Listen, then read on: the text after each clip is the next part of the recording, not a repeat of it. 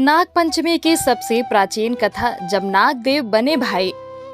प्राचीन काल में एक सेठ जी के 7 पुत्र थे। सातों के विवाह हो चुके थे। सबसे छोटे पुत्र की पत्नी श्रेष्ठ चरित्र की विदुषी और सुशील थी, परंतु उसका भाई नहीं था। एक दिन बड़ी बहू ने घर लीपने को पीली मिट्टी लाने के लिए सभी बहुओं के साथ चलने को कहा, तो सभी धलिया और खुरपी लेकर मिट्टी खोदने लगे। तभी वहां एक सर्प निकला, जिसे बड़ी बहू खुरपी से मारने लगी। यह देखकर छोटी बहू ने उसे रोकते हुए कहा, मत मारो इसे, यह बेचारा निरपराध है। यह सुनकर बड़ी बहू ने उसे नहीं मारा।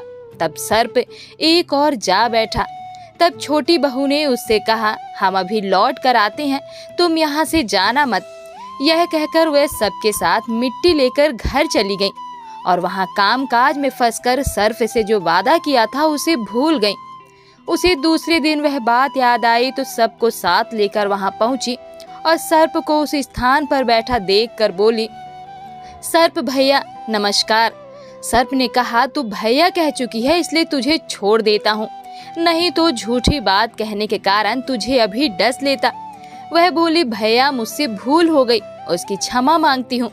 तब सर्प बोला, अच्छा तू आज से मेरी बहन हुई और मैं तेरा भाई हुआ, तुझे जो मांगना हो मांग ले। वह बोली, भैया मेरा कोई नहीं है, अच्छा हुआ जो तू मेरा भाई बन गया। कुछ दिन व्यतीत होने पर वह सर्प मनुष्य का रूप रखकर उसके घर आया और बोला कि मेरी बहन को भेज दो। सबने कहा कि इसको तो कोई भाई नहीं था, तो वह बोला, मैं दूर के रिश्ते में इसका भाई हूँ, बचपन में ही बाहर चला गया था। उसके विश्वास दिलाने पर घर के लोगों ने छोटी को उसके साथ भेज दिया। मार्ग में उसने बताया कि मैं वही सर्प हूँ, इसलिए तू डरना नहीं और जहाँ चलने में कठिनाई हो वहाँ मेरी पूंछ पकड़ लेना।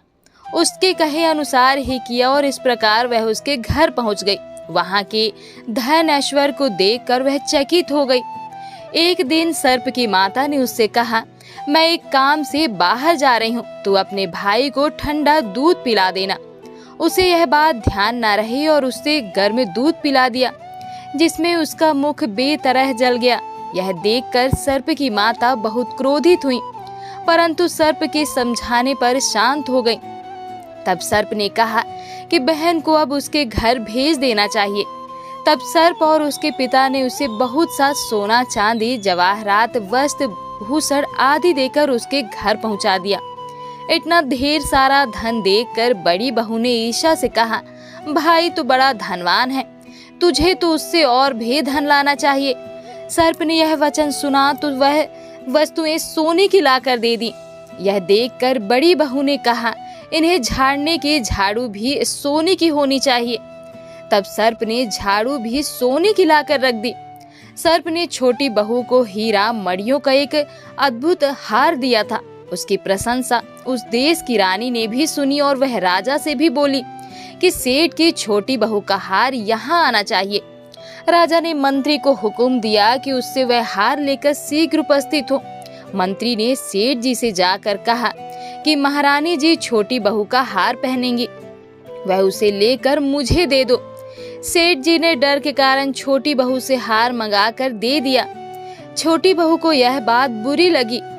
उसने अपने सर्प भाई को याद किया और आने पर प्रार्थना की, भैया रानी ने हार छीन लिया है, तुम कुछ ऐसा करो कि जब वह हार उसके गले में रहे तब तक के लिए सर्प बन जाए और वह जब मुझे लौटा दे तब हीरो और मड़ियों का हार हो जाए। सर्प ने ठीक वैसा ही किया। जैसे ही रानी ने हार पहना वैसे ही वह सर्प बन गया। यह देखकर रानी चीख पड़ी और रोने लगी। यह देखकर राजा ने सेठ के पास खबर भेजी कि छोटी बहू को तुरंत भेजो। सेठ जी डर गए कि राजा ना जाने क्या करेगा। वे स्वयं छोटी बहू को साथ लेकर उपस्थित हुए।